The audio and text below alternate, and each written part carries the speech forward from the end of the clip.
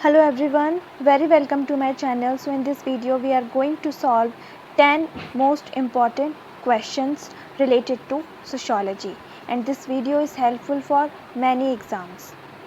इस वीडियो में हम समाजशास्त्र से संबंधित महत्वपूर्ण प्रश्नों को हल करने वाले हैं।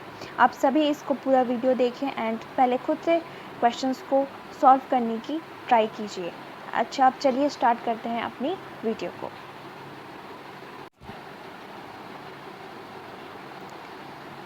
चलिए स्टार्ट करें अपनी वीडियो को।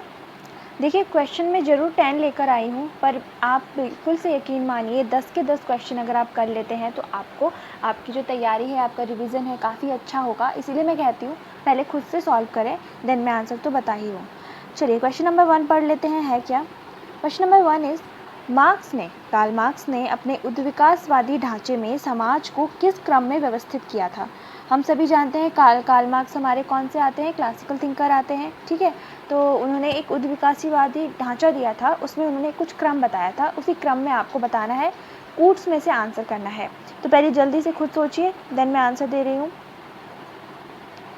ओके, तो देखिए सबसे पहले क्या होगा, कार्ल मार्क्स ने बताया था कि सबसे पहले आदिम साम्यवाद आया था, उसके बाद सामंतवाद आया, फिर पूंजीवाद आया, फिर समाजवाद आएगा। उन्होंने कहा था अभी हम किस में चल रहे हैं, पूंजीवाद वाली स्टेज में चल रहे हैं। और कार्ल मार्क्स ऐसा मानते थे कि इन फ्यूचर समाज में समाजवाद होगा, ठीक है। बट ऐसा होगा ये नहीं, कोई नहीं जानता।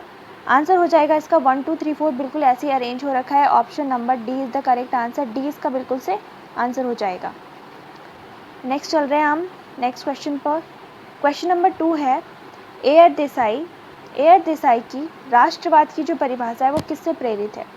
सबसे पहले ये समझ लीजिए, जो देसाई हैं वो मार्क्सवादी परिप्रेक्ष्य से आते हैं, ठीक है। और उन्होंने राष्ट्रवाद पे बुक भी लिखी थी, उनकी एक बुक है और उस पर उन्होंने कुछ परिभाषाएं भी दी थी। तो किसी से प्रेरित होकर दी थी, तो वो कौन थे।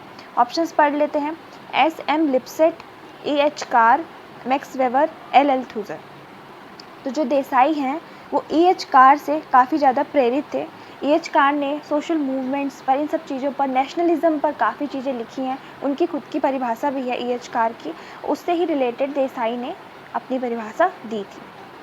नेक्स्ट पर बढ़ते हैं आगे। नेक्स्ट क्वेश्चन नेक्स्ट इज, किस भारतीय समाजशास्त्री ने सामाजिक संरचना और भारतीय समाज की मूल्य व्यवस्था पर कार्य किया। देखिए क्वेश्चन क्या पूछ रहा है, भारतीय समाजशास्त्री और जिसने सामाजिक संरचना और भारतीय समाज की मूल्य व्यवस्था पर कार्य किया है, सोशल स्ट्रक्चर पर और वैल्यू सिस्टम पर। ऑप्शंस पढ़ लेते हैं। M.N. Srinivas, A.R. Desai, R. Mukherjee, ल्यू ड्यूमो। तो आपको क्या लगता है क्या इसका आंसर होगा। तो बिल्कुल सही, आपने सही समझा, इसका आंसर हो जाएगा Radha Kamal Mukherjee. Option C is the correct answer. Next देख लेते हैं। डी लर्नर ने अपने कार्य the passing of traditional society, Lerner की बुक का नाम है ये, लर्नर की book the passing of traditional society, इस पर उन्होंने किस परिप्रेक्ष्य का उपयोग किया था, मतलब कौन सा पर्सपेक्टिव वो यूज़ करते हैं अपनी इस बुक को लिखने में। उद्विकासवादी, चक्रीय, प्रसारवादी, प्रकार्यात्मक। देखिए अगर आपको पता है कि लर्नर किस परिप्रेक्ष्य से आते हैं तो आप आंसर कर सकते हैं। बहुत से लोगों को नहीं भी पता होगा पर आप इसे नोट कर सकते हैं। इसका आंसर हो जाएगा प्रसारवादी।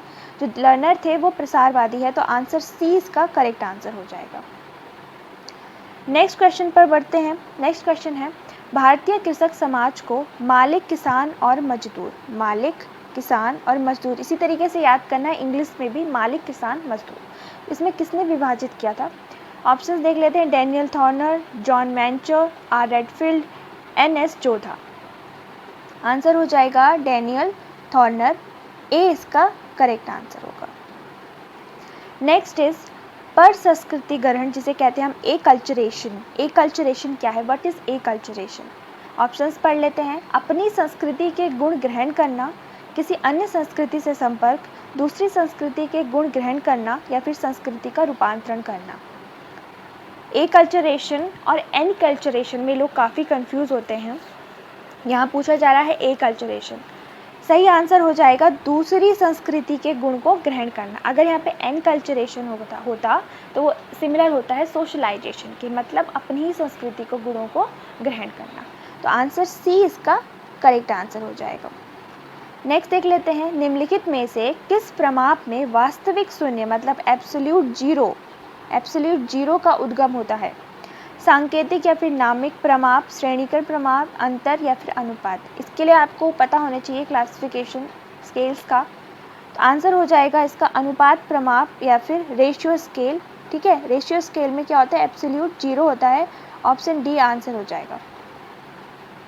नेक्स्ट है, कारण एवं प्रभाव के संबंध की व्याख्या हेतु सर्वाधिक उपयुक्त शोध प्रारूप कौन सा है। कारण और प्रभाव, कॉज एंड इफेक्ट रिलेशनशिप में हम कौन से रिसर्च डिज़ाइन को यूज़ करते हैं। प्रयोगात्मक, एक्सपेरिमेंटल, वर्णनात्मक, डिस्क्रिप्टिव, अन्वेषणात्मक या फिर निदानात्मक। आंसर हो जाएगा इसका एक्सपेरिमेंटल रिसर्च, प्रयोगात्मक। ए आंसर हो जाएगा इसका। नेक्स्ट देख लेते हैं, अधीनस्थ उपागम जिसे हम कहते हैं सब ऑल्टर्न पर्सपेक्टिव, क्या इसमें आता है।